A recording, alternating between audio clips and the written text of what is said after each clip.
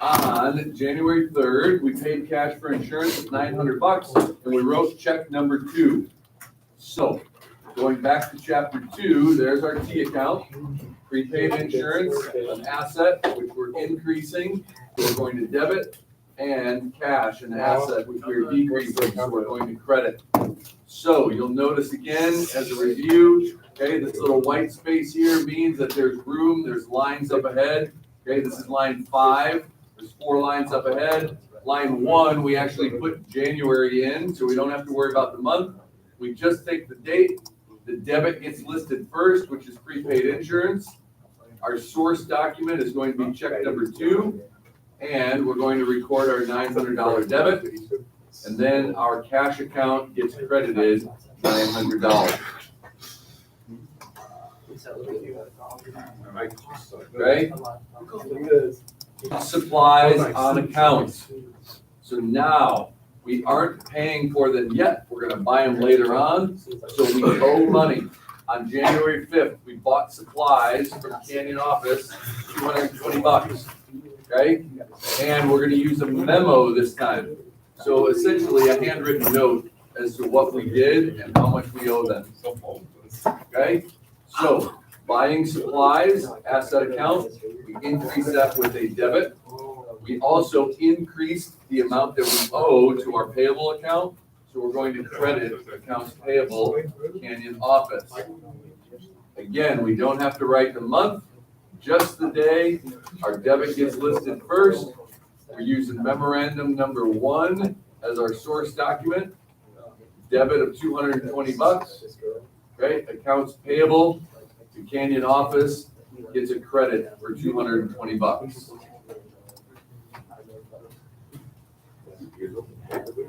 When we pay cash on account, now we're actually going to start spending money for them for what we owe, right? So we paid cash on account to that same company, Canyon office, but we're only paying down part of it. And we're using check number 3 as our source document or our proof. So now we are decreasing the amount that we owe, which is going to be our debit to accounts payable.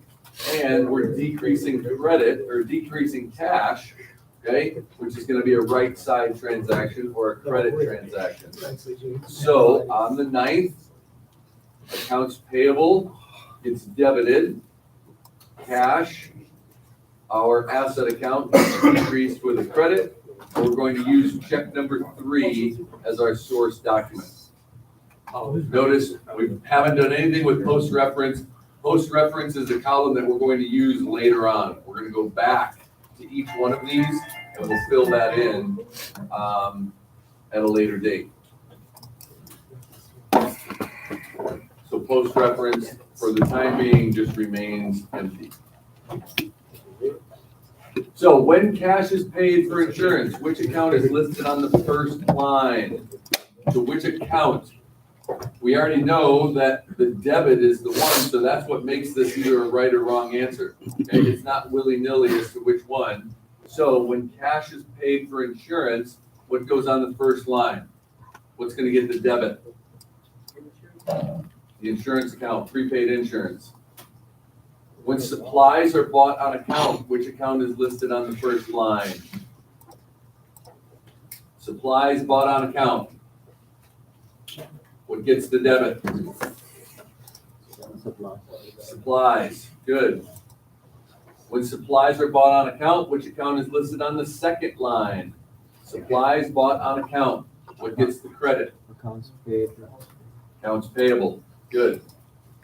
When cash is paid on account, which account is listed on the second line? Cash is paid on account.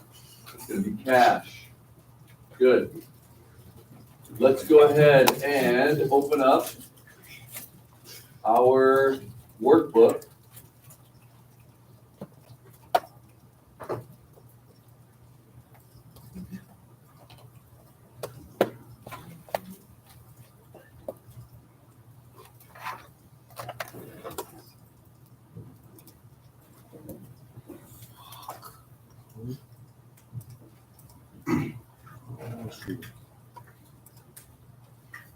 So we are in chapter 3.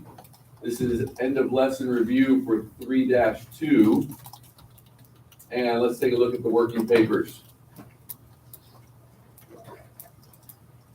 Work together. We've got 3 transactions. If you want, you can post that. Now, some of you may have found if you go up too high and let go, you lose track of it. Okay, so make sure you keep that somewhere in that window. Otherwise, you're not able to get to the pin or anything to change it.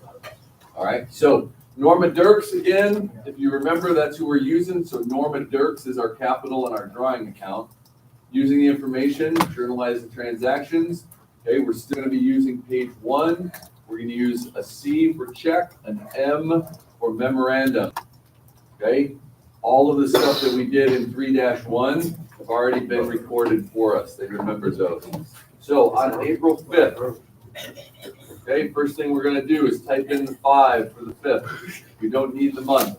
We bought supplies on account from Supply Mart. So we're going to increase our asset with a debit of supplies. So supplies gets the debit.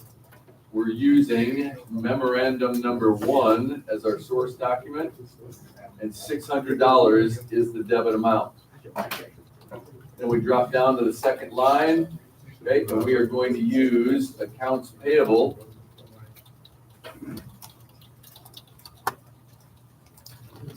You got to put the hyphen in there, okay, to Supply Mart. Or some people like to just come over here to the chart of accounts, find it, and highlight it and copy and paste. I think that takes longer, but that's because I can type. So if you're not a good typer, then maybe copy paste is your better bet. We don't need a source document because we already have it. And so our credit amount is going to be for $600. As soon as I tab out of it, it shifts it over for me. On the 7th, we write our date, paid cash for prepaid insurance. So prepaid insurance is going to be our debit account. We are using check number 2 as our source document. Bless you. And our debit is for $500. And then we are decreasing our cash asset with a credit of $500.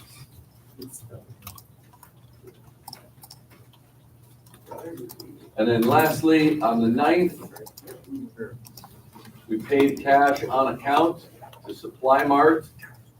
So we are decreasing the amount that we owe. So our debit is going to be to accounts payable.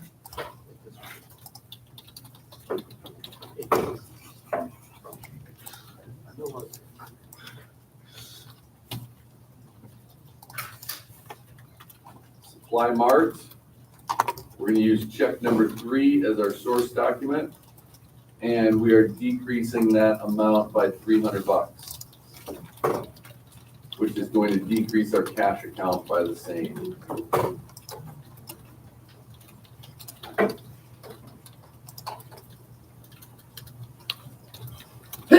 Oh, bless you. Swear this is the Okay, if you would like that we just did. practice the on your own, by yourself, by all means, go ahead. Here is what we just did to make sure that we were correct. Today's first assignment is going to be down in Apply Your Understanding, and we are going to do application problem 3-2. 3-2 to get us going. Okay, if you finish this assignment before we move on to 3-3 and you have other work that needs to be completed, please make sure that you are working on that right now. Okay, some of you are still missing stuff. Okay, there is really 0 reason for you to be missing an assignment. All right, and just to put it out there, from time to time, there is a situation where you may be at an 89.3, and you are going to ask me, Mr. Hartke, is there anything that I can do? Can you round that up for me? Okay? If you have missing work because of the amount of time that you have to make up missing work, okay? If you have missing assignments, I will not be helping you out. Okay? But Mr. Hartke, it's only 0.2. Okay, well, finish all of your assignments. Okay? So, that is a good reason, just in case, to make sure that you are turning everything in that needs to be in.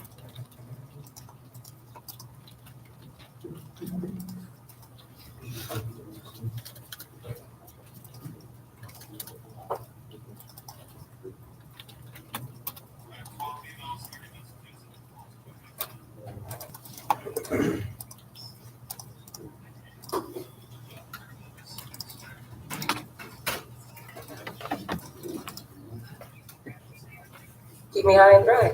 Try it. Grammarly can look through your writing to me. What did, the boys basketball player last night? Why does he do this? What's up? No, it's not just now.